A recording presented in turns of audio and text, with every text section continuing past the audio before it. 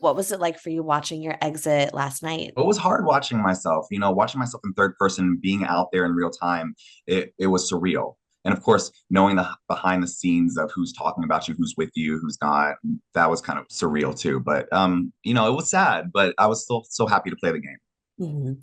And so, what surprised you the most about how your exit played out now that you've seen those conversations that you weren't involved in? I think what surprised me the most is knowing that certain players were aligned with me and kind of seeing who wasn't. Because out there during that, with all those people on one beach in half a day, trying to get all that information together to make a single unified vote out was craziness. It was madness. Like you would be talking, like Heidi was saying, you'd be talking to one person about plan A, but 2 seconds later is plan B, and then plan C 2 seconds later. So it was crazy. So when I saw the votes align, it kind of made me realize, okay, who was really working with me and who wasn't. You've previously talked about how you were in this great position on your old Soka tribe, and then you had this power on your new Tika tribe. But did watching the past few episodes kind of change your perspective on that based on, what they were saying? Absolutely. So they were smart getting me out because if I would have made merge, I would have been all the way through. But it's okay. I'm a threat. I get it. But yes, I thought I was staying Soka strong, and that was the plan. And that was how I was talking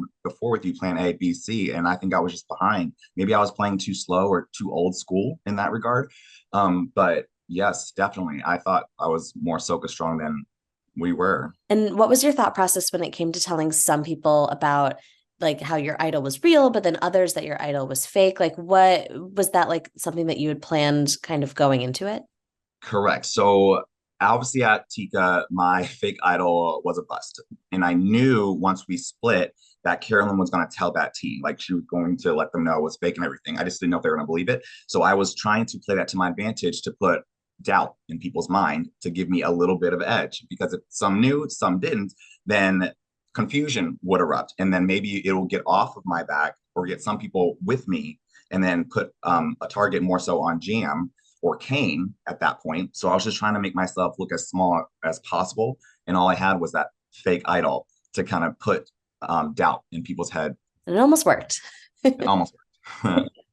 So at what point did you realize that you were in trouble for this vote out? When it came down to us six, I knew I was in trouble from jump. I knew I was a threat. And that's why I was trying to like make all these lies about myself to make myself as small as possible and insignificant. But when you're going from a group of 12 or 14, however many were on that beach, to six people, and I just knew my position in general, I was a threat and people were gunning for me coming from Tika. And I knew Carolyn was over there kind of probably trying to get me out, but knowing she's aligned with me now, craziness. I just knew Jam and I weren't really clicking that much. So I knew he's coming for me and I was coming for him. So as soon as we got to the six, I was like, well, I think I'm on the chopping block. And so why didn't you play your shot in the dark at this tribal?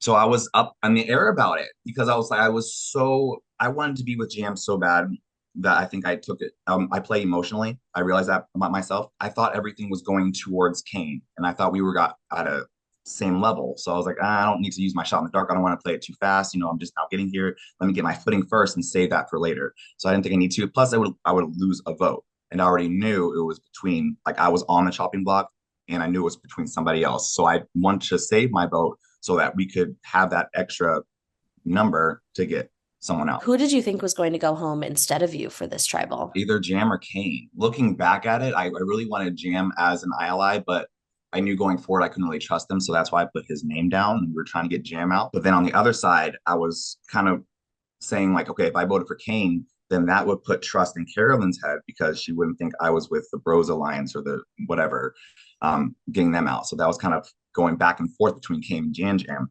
and we ended up on Jam. So I thought Jam was going to go home. Looking at the last two tribal councils, you obviously played the immunity idol that you got on the journey. And then the next one, you didn't even go to tribal because of Matthew's injury. So, how do you think that that kind of changed your outcome in the game? Do you think that things would have gone differently had you been at those two votes and like up for elimination? Or do you think that this had nothing to do with the past two tribals? So I definitely think I would have gone home, Tika, me, Jam, and Carolyn. I think they would have got back together. I would definitely play my shot in the dark at that point, Mhm. right?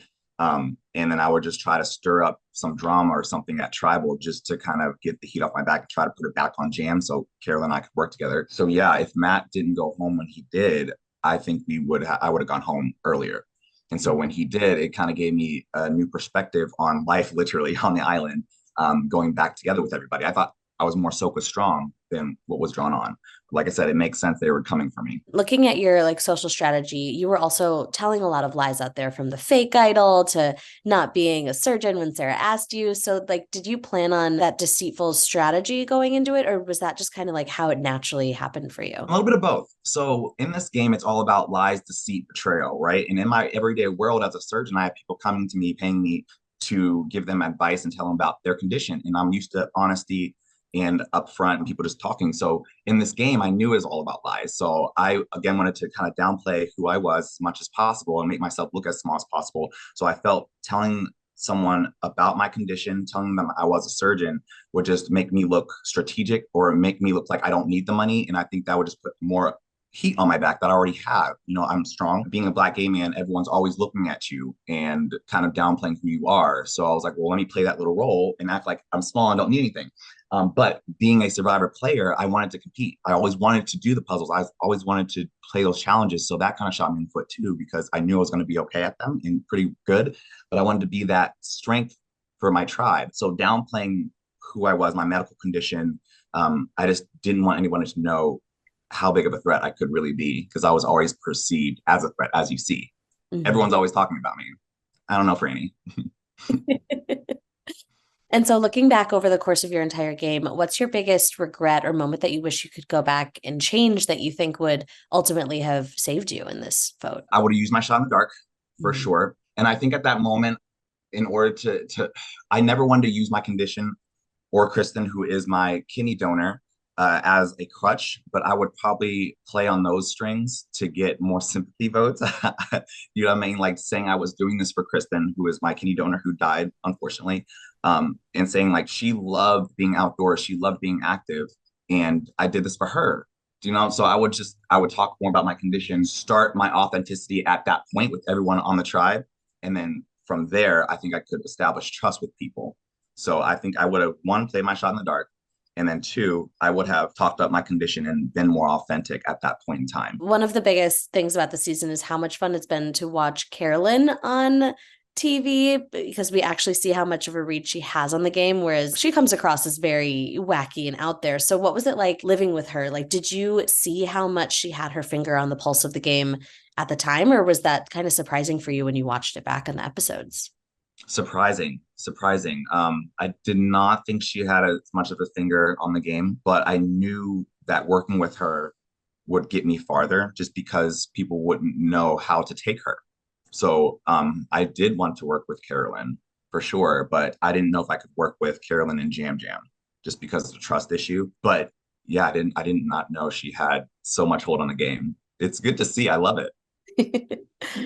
And what did you think of how Carson had 3D printed that puzzle that he just blew through in this immunity I challenge? mean, it's pretty awesome. I mean, that's really, really cool. I would like to see different challenges on Survivor, different puzzles. Do you know what I mean? Because I feel like, you know, that's cool that he had the puzzle. He made it before. That's awesome. Puts others at a disadvantage, of course, right? I feel like kind of the fairness level, but I think it's cool. That's so cool that he can make those. Like, I'm like, I kind of want him to make me one. Maybe the snake thing that I did. That'd be awesome.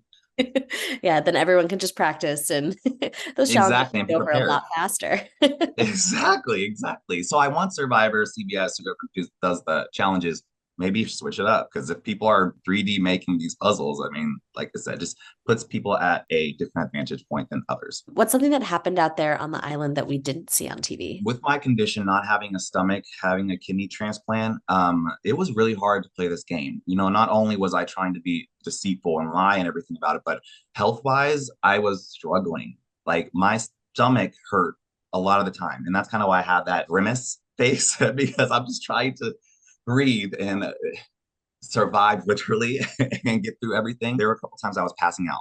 You know, like I just because of my condition, my blood sugar went low and I had low blood pressure. So if you stand up too quickly, you get lightheaded, you fall out. And so I passed out a couple times. So I guess I wish they would kind of highlighted my condition a little bit more for those who have Croon belly syndrome, who've had stomach cancer, who've had all these conditions, and chronic illnesses and just highlight like this is hard, like trying to play a game and be out there with all these conditions. I was going through a lot more than everybody else. And I was trying to save that for the end so I could talk to everybody about that. Obviously, trying to be final two, right? And I just didn't get a chance to. So I wish they would have highlighted my condition more and how this was hard for me. Had you been talking about it with some of your tribe members, or did you not have that conversation with anyone? I didn't disclose it at all. The only person who asked me was Sarah when I got to Tika Beach. She was asking a lot of really good questions, which makes sense because she was trying to take heat off of her and put it on myself.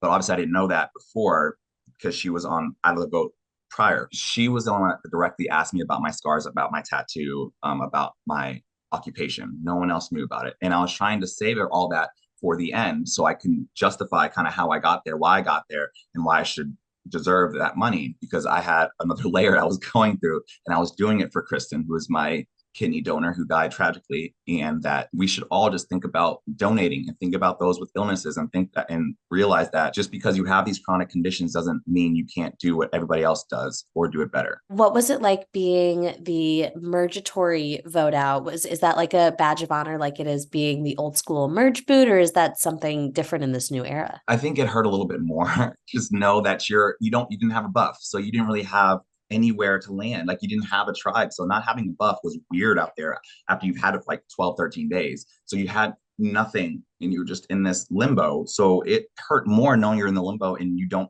have that next step to go to merge because merge is huge. That's the next step before you win the game. So I think it hurt more than the old school where you just go into merge. I'm still happy that I made it this far. You know what I mean? This is a dream come true. What was your favorite part of being out on the island? The sunrises and sunsets and not having a phone. Honestly, like when I got back, it's just like I didn't want to touch it. I was away from my phone a lot, and the air was a little bit different. The air quality out there was amazing, and coming back was like, it smells like metal here. So I love just being outdoors, disconnected, and generally, besides the game, having conversations with people. We lose sight of that with this thing. Even you see it when you go to dinner, people are always on their phone. So being connected, the outdoors, the sunrises and sunsets of Fiji, I love it. Well, thank you so much, Josh. I'm sorry that you were voted out, but what a wild ride you had. So definitely Thank take you. pride in that. Absolutely. I would do it again in a heartbeat. Call me, Jeff.